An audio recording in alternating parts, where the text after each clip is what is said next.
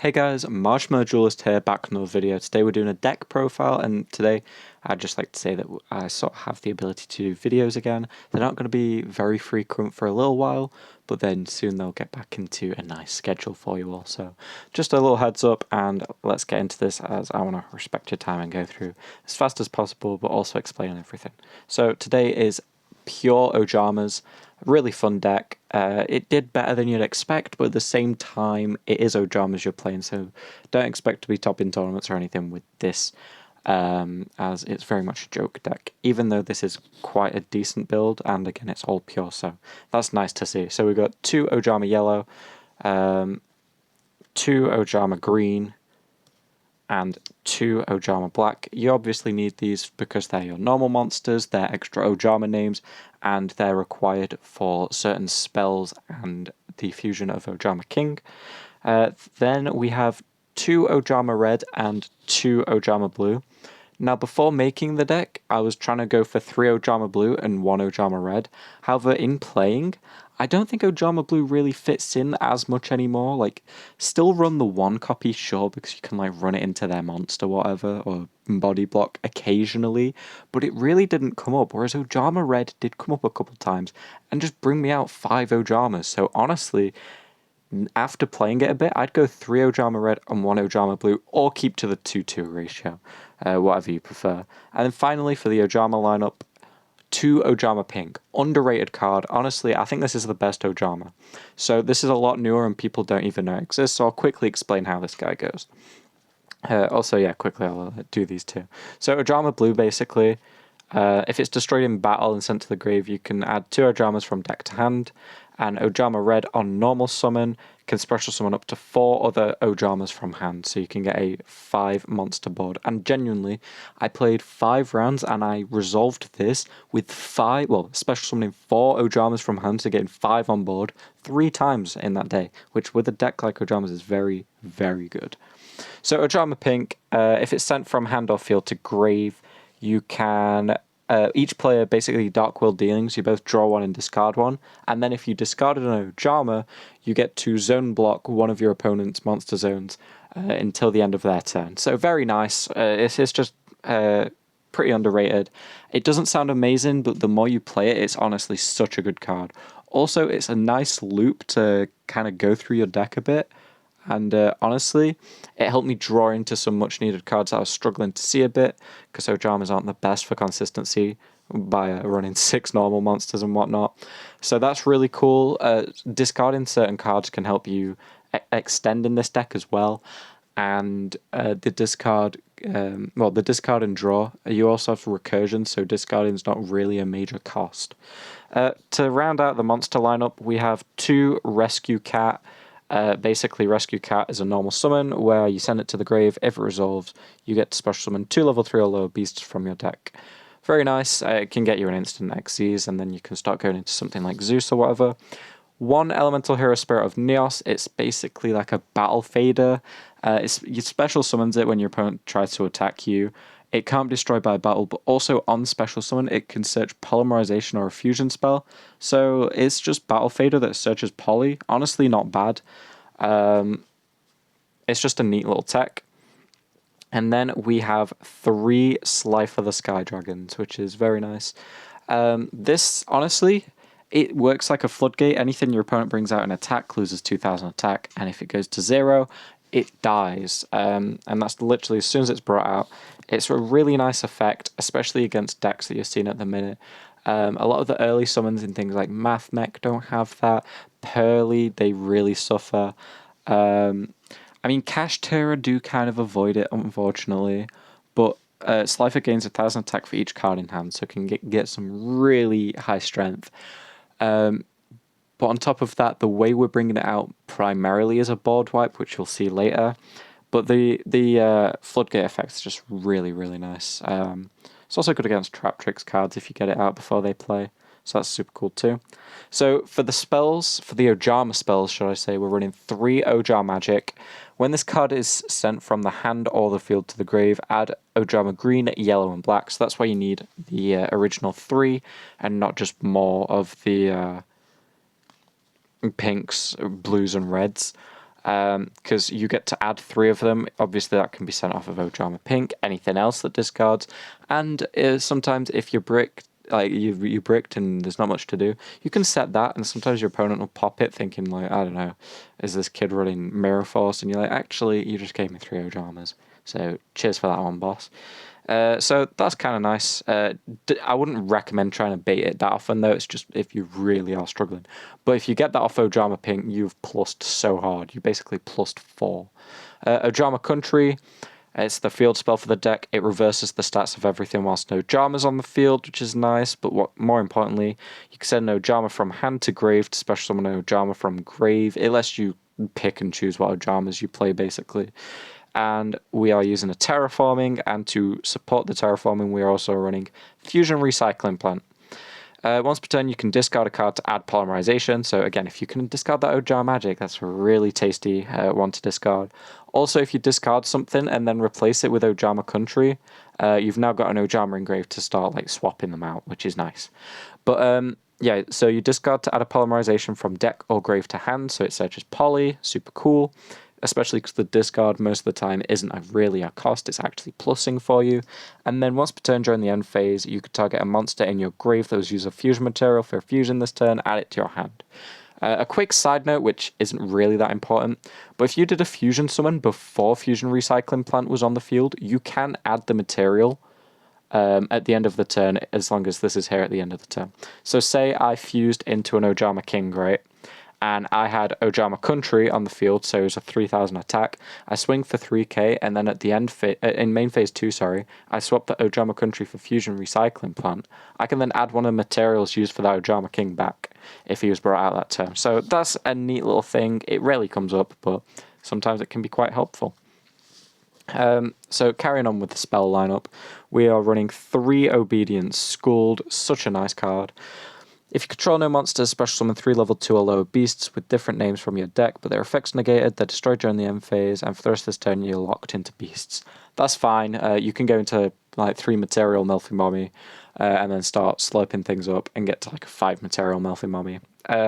Not the best play, but you can do that. If not, you can just spam Ojamas, which is super nice.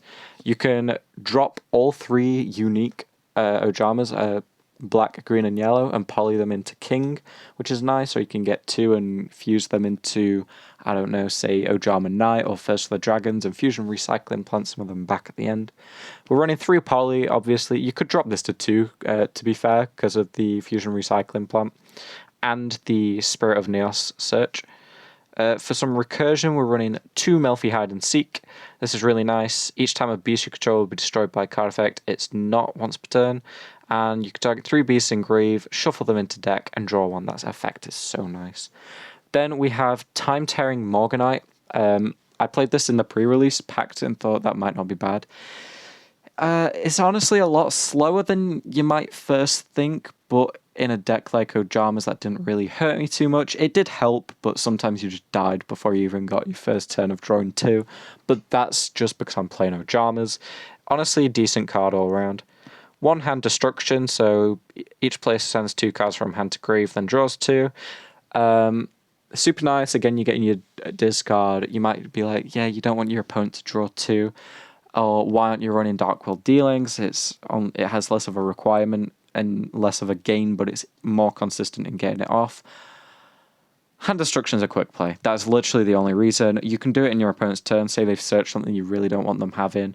Sure, they might draw into it or whatever, or something like that, but the quick play does come in every now and then, and it's just really nice to be able to do it on your opponent's turn, especially if they're not expecting it.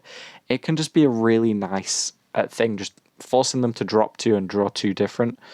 To round out the spells, however, we're running Soul Crossing. Basically, it turns Slifer into a sphere mode. You tribute 3 monsters from either field to bring out Slifer. It's not a special summon, so he doesn't die, don't worry. And then you can only activate 1 card or effect per turn, except for the Egyptian god that you brought out. But that's fine because like Ojamas aren't going to be doing much. Plus, you can just do all your combo and then do this after. It's one of those cards where it doesn't say for like during this turn you can only do one action, except for this. It's after it's activated, so just do your plays and then do it. But obviously you can sometimes just tribute 3 of your opponent's monsters, which is super nice. And then you get in a floodgate which screws over the rest of their cards. It's really fun, honestly. Carried me in Pearly matchups, can't lie, because I did win a couple. And then finally we're running 1 Ojama Duo. If it's discarded, you can banish it from your grave, and you can special summon 2 Ojamas with different names from deck. It does special summon 2 tokens on your opponent's side. That really isn't a nice effect. It obviously used to be, but not anymore. Also, they can't be tributed, which sucks so much. It means that you can't tribute them for your Soul Crossing, which is the thing that I was thinking of doing. They do, however, take 300 damage each time a token's destroyed, so that's a thing. It's, again, really, the main effect's really bad nowadays, and even against Kashtira, giving them a monster isn't going to stop them playing anymore. Now that they have things like Rise Heart, the main deck one. So, yeah, it's not the best, but again, the banished effect's really nice. And there's so much discarding going off, it's a nice, easy hit to pick. So for the extra, we've got 2 Ojama King, basically zone locks 3 opponent's monster zones, and it requires one of each of the original Ojamas. I couldn't find my second copy, so we played 1 Ojama Knight. 2 Ojamas, any 2 Ojamas that is, and you unlock 2 monster zones of your opponents. And then finally for fusions, First of the Dragons requires 2 normal monsters. It can't be special summoned except by fusion, and you can only control 1. This card can't be destroyed by battle except by a normal monster, and is unaffected by monster effects. So that's really cool, honestly. It's surprisingly tanky. Like nowadays you'd think it'd just die, but no, it survives a few turns and helps you get your combos that are fairly slow. We're running 1 Melfi Mommy. This can go up to 5 mats, and then you just start reflecting damage back at your opponent. It won't be destroyed in battle, and you take no battle damage from it.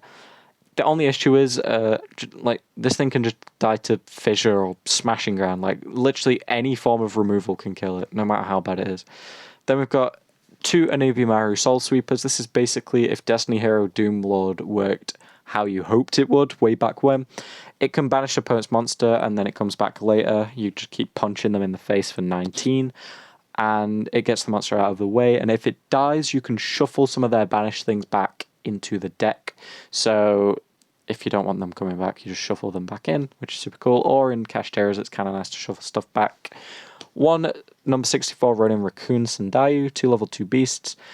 You can detach a material, bring out a token that mimics the highest stat on the field for attack stat, sorry. So again, you could just crash the token into anything big. Gigantic Sprite, don't really need to say anything, we're playing a level 2 deck. It can get us any level 2, and if it's brought out with a link to it, becomes 3200, which is alright. And then we got Zeus, so if you get that Melfi Mommy with 3 mats that can't be destroyed by battle, turn it into a Zeus. Then for links, now I'm going to start off with probably the worst retrain support I've ever seen, Ojama Emperor. I played him and I summoned him just because it was cool, but he sucks. So it has 0, it's a link 3 that requires 3 beasts, including an Ojama.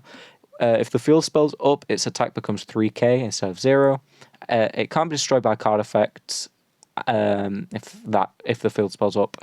Your opponent takes any battle damage you would have taken from attacks on this card instead. So it reflects damage. Okay, it's like Amazoness Swordswoman. You can target a non-link Ojama in grave, special summon it. For the rest of the turn, you collect special monsters from the extra deck, except fusions. You can only use each effect once per turn. I just use that to recur Ojama Pink and get the Dark World Dealings spam, essentially. For links, though, for the rest of them, Link Spider, it gets our normal monsters, it turns them into less of a brick, which is super cool. Tri-Brigade Ferigi, it's a Link 2 beast thing that just does some funky things. It gives us a Dark World Dealings again, basically. Apo, getting those 4 material Apos is actually really, really easy in this deck, which is crazy. Whenever I was going first, I just went into format Apo like 88% of the time. And then a Sayuja School Dread. Don't really need to explain that. If you don't know what Sayuja School Dread is, basically one of the best Link 4s in the game. However, I would have personally swapped it because of all the summons we were getting and things like that.